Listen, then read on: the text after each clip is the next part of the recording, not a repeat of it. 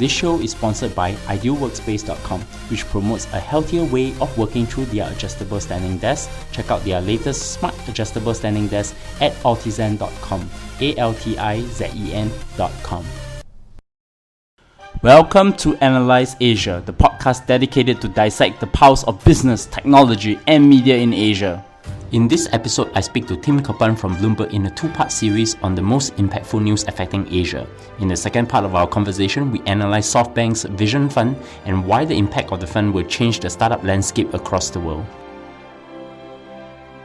Welcome back with me, Tim Culpan, columnist in Bloomberg Glad Flag, and I probably think he has one of the best opinions and analysis on Asia's tech giants such as the BAT, SoftBank, and everything semiconductors that's going on in Apple's supply chain. But on this conversation is another subject that I wanted to talk to Tim about, which is SoftBank's Vision Fund of $93 billion, right? It's now gone up to 97 point something. The last quarterly conference call, they revealed that they got a little bit more money in. So it's just heading towards their $100 billion goal. I have been a fan of SoftBank, Japanese telco, but they are very well known for making some of the biggest investments in the world, of one which actually take up 1/5 of their balance sheet, that is Alibaba. Alibaba was a fantastic deal for them. And Masayoshi Son, the CEO and founder of SoftBank, will be kind of riding that one for a very long time, telling the world how brilliant he is by making that deal. And, it was a good deal, and it's definitely made them a lot of money. So I'm going to start off by asking you then, for a start, can you give a quick intro to SoftBank and the rationale behind Masayoshi Son's so-called gambit with a US $100 billion technology fund? SoftBank itself is just a telco. That's all it is. It's a telecom operator. It's based in Japan. They have a domestic telco called SoftBank.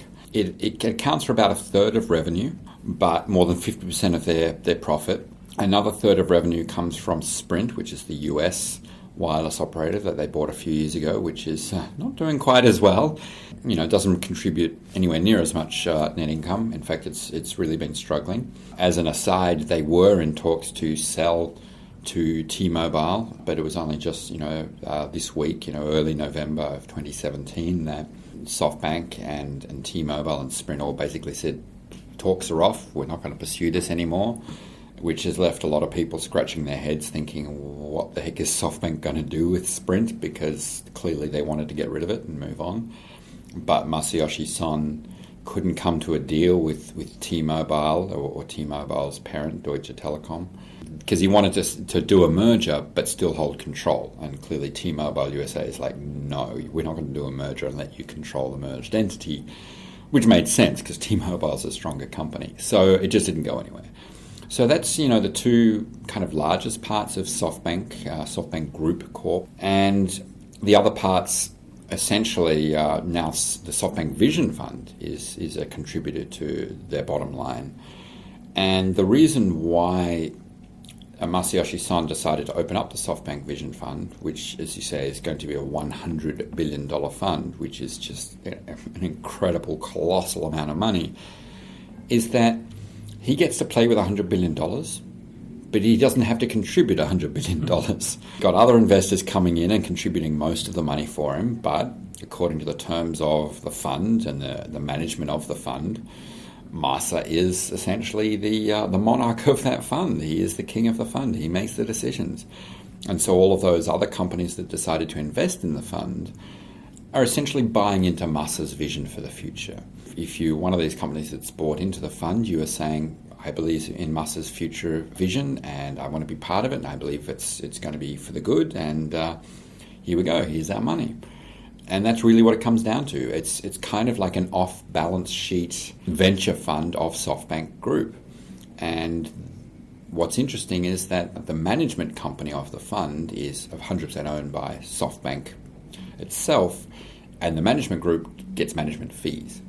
So no matter what the return on the fund, SoftBank Group will get management fee income anyway, which is a nice little side deal for it. It's not going to be the major contributor to profit from the Vision Fund. Hopefully the Vision Fund will actually make profits itself through their investments going up in value, but they will still get some kind of fee income from it. So what is the investment strategy behind the Vision Fund then?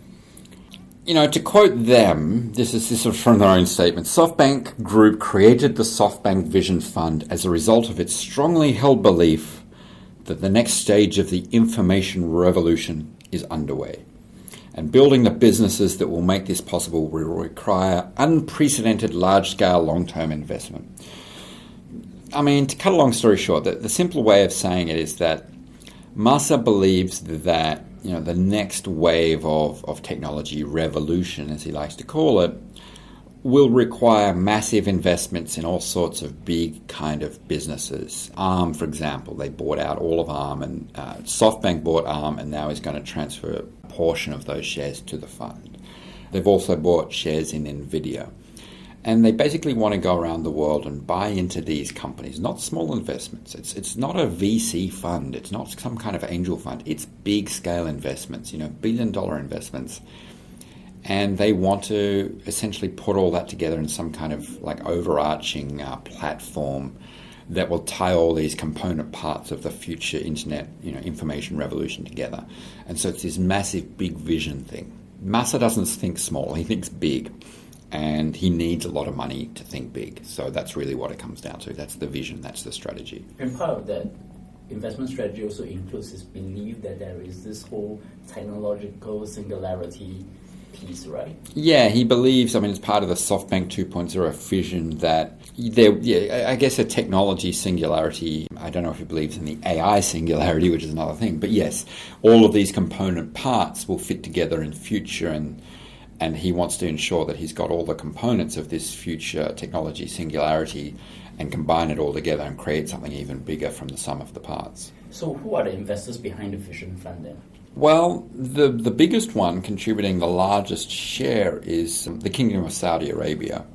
They've gone really big on it. More than $40 billion of the 45 billion, of the 100 billion is coming from the Kingdom of Saudi Arabia. The other big investor is Mubadala. Mubadala is basically from the UAE, the United Arab Emirates. They're putting in about 15 billion. And then SoftBank's putting in 28 billion.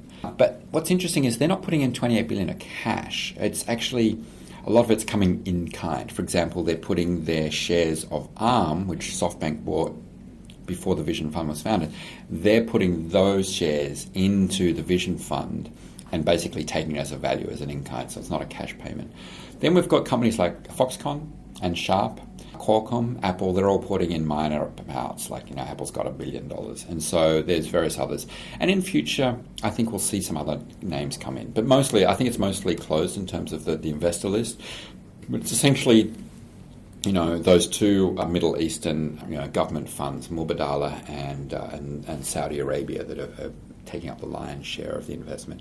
And the others are really just to be part of the, kind of be along for the ride, Qualcomm and Apple. $1 billion is nothing to those companies, but they like to be, have their finger in the pie and keep tabs on what Masa is up to. SoftBank's Vision Fund is a league of its own against all the other funds out there. If you think about the early stage, it's not an early stage fund. Neither is a Series A to F fund. It could not even be counted as a mezzanine fund. So how are they compared against the best US funds out there? They essentially suck all of the oxygen out of the room when it comes to it's just so much money that there's no other major Silicon Valley fund that comes close. There really isn't. And then I don't think there ever will be. One thing about VC funds is that there's a certain benefit to being small because you've got more upside. When you're sitting a lot of money, you've got to deploy that capital, and it's very hard to make huge upsides when your investments are huge. You can get a 20 buy return when you invest $50 million in something.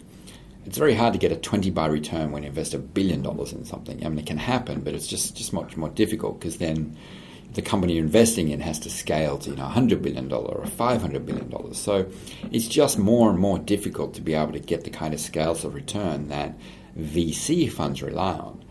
The Vision Fund, as we said, is not a VC fund. It's a different type of fund, and it really basically means that they're going to be much larger than anybody else. The big names out there, such as you're talking about PE funds. You've got Apollo, Blackstone, Goldman Sachs, KKR.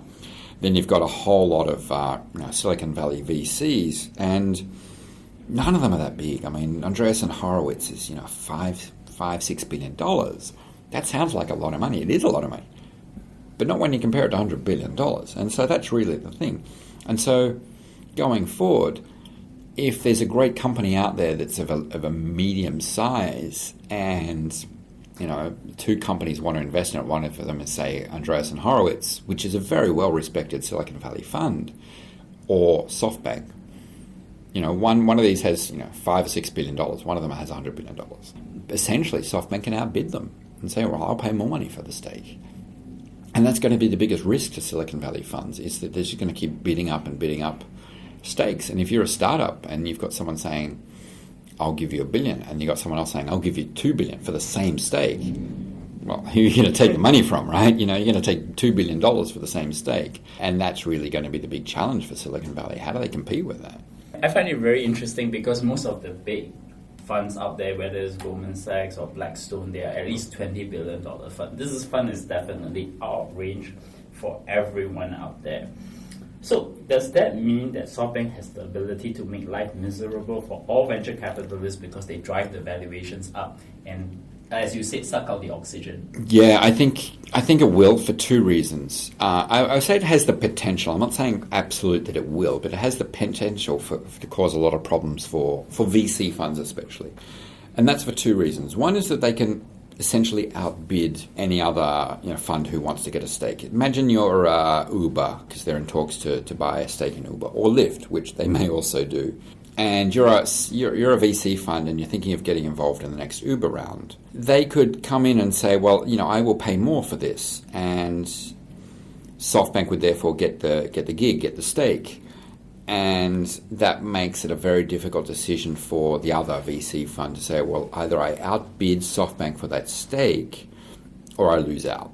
And if you know about how, Silicon Valley VC funds work, FOMO is everything. Fear of missing out is everything. You don't want to be the VC partner who passed on the next big thing, right? If you're the VC partner who decided not to invest in Facebook or Google or even Uber, you kind of have egg on your face, right? So you don't want to miss out.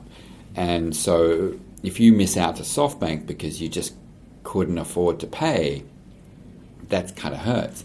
But then there's a flip side to that is SoftBank does bid up an investment in a next company that could be the next big thing, the next mega unicorn.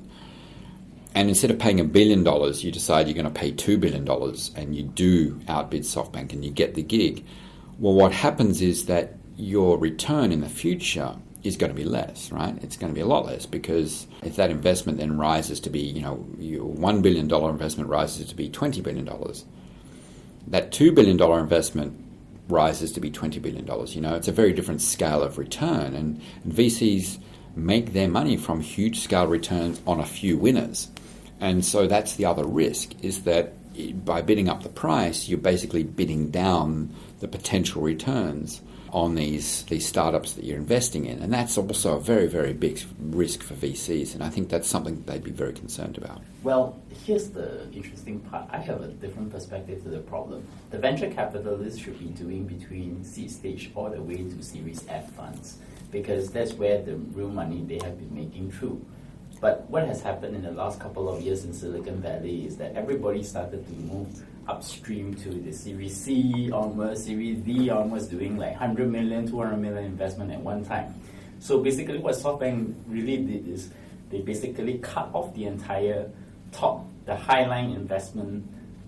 Only the best startups would get to that range and basically do. Then the VC should just go back down to the funnel. I think that's true. Look at the smaller ones.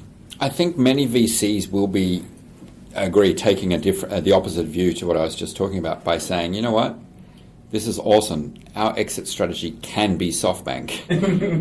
They don't have to wait for an IPO. Yeah. They just, and in fact, there is talk of current investors in Uber selling out some or all of their stake in Uber to SoftBank Vision Fund, and they would get a nice, many times return, and they wouldn't have to wait for an Uber IPO. And let's remember, Uber isn't profitable, right? Mm-hmm. So if you're one of the early investors, say a seed, or an early, say an A or B round investor in Uber, and you've put in, a couple of $100 million, maybe $1 billion, SoftBank Vision Fund comes along and says, hey, I want to stake in Uber.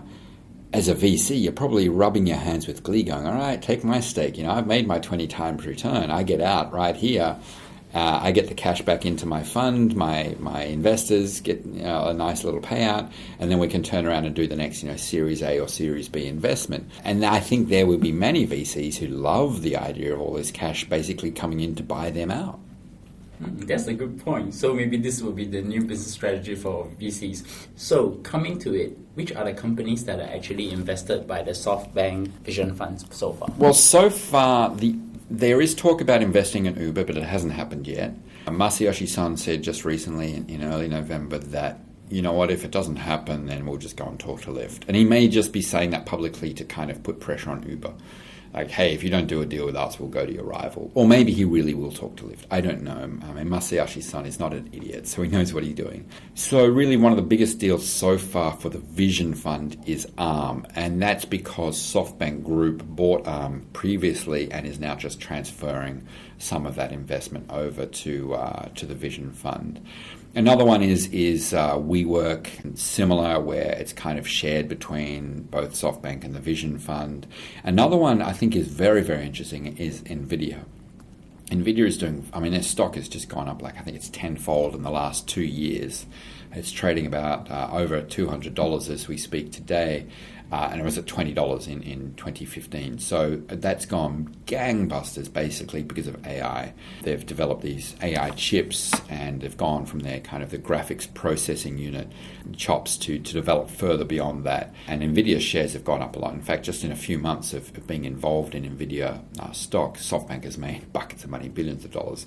I don't know if that'll keep persisting, but they have pledged to basically transfer the NVIDIA shares from SoftBank to the Vision Fund. So that's happening. They do have a stake in Didi, which is, the Chinese ride-sharing company. They also have a stake in Flipkart, the Indian e-commerce startup.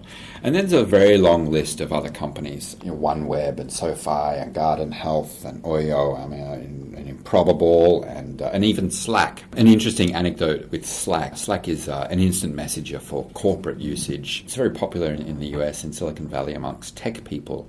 I use it, and it's quite good. At the recent investor conference, Masayoshi Son asked the audience, hey, how many people have you heard of Slack? And only about 5% of people in the room had put their hands up. And Masayoshi Son, that's looked like, what a failure. No one's ever heard of this company. Masayoshi Son, being the consummate salesman, turns around and says, that's fantastic. That means we've got upside potential and there's future growth potential because only 5% of you heard of it and everyone will hear it. And so that's a classic Masayoshi Son where he turns water into wine. So that's one of the many portfolio companies. This is SoftBank Vision Fund. And this is a fund that's not even been going a year. So, they've been pretty busy early on. And there will be more and more investments going forward. So how big must your company be in order to be invested by the SoftBank Vision Fund then? Well, there's no specific size of the company, but under the kind of the written rules or the statements, to divide between SoftBank Group, the company, and the Vision Fund, they've basically pledged that any investment of $100 million or more would go through the Vision Fund, or first priority through the Vision Fund. And anything of less than $100 million would probably go through SoftBank itself. So SoftBank has come out and said, look, SoftBank itself will still keep making investments. We're not going to stop doing investments just because the Vision Fund has been opened and doing investments. So there will be both sides of doing investments, but $100 million is kind of that dividing line between which one would be Vision Fund and which one would be SoftBank itself. Yeah, you and I probably wouldn't have a line that we can dial straight to Masayoshi Son for getting the investment. So who are the key people who I need to get in touch to get this kind of investments of success? Well, if anyone has a company that they think needs $100 million, the gentleman, the key point man is a guy called Rajiv Misra. He's a graduate of UPenn and MIT Sloan School. His background is actually in debt trading. He's not an equities guy or a startup guy. He's actually in debt trading. He worked previously at Deutsche Bank and UBS and others. So that's really his background. He's been tapped by Masa to be the point man. The Vision Fund and its management is actually going to be based in London, of all places. And so that's really kind of going to be the central point. But at the end of the day, Musk is still going to be the key man. I mean, I don't think he delegates anything to anybody. He will be the final arbiter of a lot of deals. But I think Rajiv Misra is kind of the person with whom you want to get your foot in the door. And he has a whole team around him. There's dozens of other people, some from Deutsche Bank and elsewhere, finance professionals. And they will be in London doing much of that heavy lifting. This part of the Vision Fund is actually impact with a lot of startup unicorns across the world. So I'm going to start from SoftBank and Uber. I guess my question is, if SoftBank ever closes the deal with Uber, it means that now he has owned all 4 major players on ride-sharing, Ola, Grab, Didi included. So my perspective, throwing crystal ball, does that mean they might force an IPO on all 4 or force all of them to consolidate into one? I think that it would be difficult to get them all to consolidate, but I think that we could see, I think most of them, all 4 of them, would probably IPO. I think that Didi and Uber would IPO simply because they're too big to have any other exit. I mean, if you think of what exits you can have, essentially there's 2 ways to exit. One is to be bought out or merged pre-IPO, and the other one is to IPO. At the end of the day, the investors in these companies need to get the cash back at some point. They're not going in to buy a stock for many, many years that gets publicly traded and get nice dividends. That's not the business they're in. They get in early, build the company, exit, get out, get their cash back, turn around and do it all over again. And so I think that Didi and Uber are just too big to be bought out. They may merge with someone, I can't think of whom, and we could certainly speculate on who would want to merge with, Uber's valued at $45 billion or something, or some very high amount. I think it's more than that now. So IPO for those 2. Ola and Grab, probably IPO, but I think they're still kind of small enough that they could merge with someone else or get bought out by someone else, either cash or stock. And remember that Didi has tie-ups and relationships with many other companies around the world. They're very good at that. And Lyft is also doing, tie-ups with everyone. Uber's strategy mostly around the world has been to go it alone in every market and be the Uber brand in every market. Didi's approach has been to go to smaller markets and just be kind of almost like code sharing in airlines, where, if you have the Didi app and you go to this country, you'd open the app and the front end is, the Didi app, but on the back end, really what you're getting is connection to the local version of Didi or Uber, the local ride-sharing company. And so Didi's approach is very, very different. I don't imagine that there would be any merger of all these companies. Remember, Didi, and Uber got out of China and actually made quite a lot of money actually by being defeated in China, and they handed over or sold their stake to Didi. I don't imagine that all of these would merge. Maybe Ola and Grab, but I wouldn't hold out for that, because no matter what Masayoshi Son wants to do, and no matter how powerful he is and his big vision, you're still dealing with founders at the grassroots level, and anyone who's ever dealt with founders, they're a stubborn bunch of people, and they may not take well to the idea of merging. But I would suspect that there might be a bit more cooperation with some of them, but I wouldn't see all 4 cooperating together in some kind of massive SoftBank ride-sharing platform. I think that they will probably, for the foreseeable future, be run pretty much independently. I actually have a pretty educated guess. My guess is that Didi will acquire Grab and Uber will acquire Ola.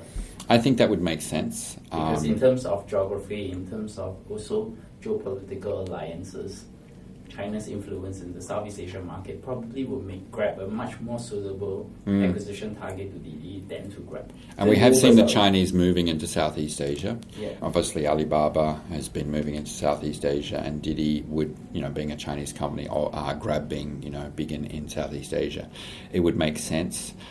I don't know how quickly it would happen. I do think that if anyone's going to make it happen, Masa would try. He's tried to get companies to sit down and merge and so forth. He tried that with Indian e-commerce companies. He kind of failed. Doesn't mean he won't have another shot at it, but it definitely would make sense. I think you're right. I think that's a pretty incisive view that those 2, that could happen. And maybe Masa would be the one to push that forward, because he's going to be such a large looming figure in both of those companies.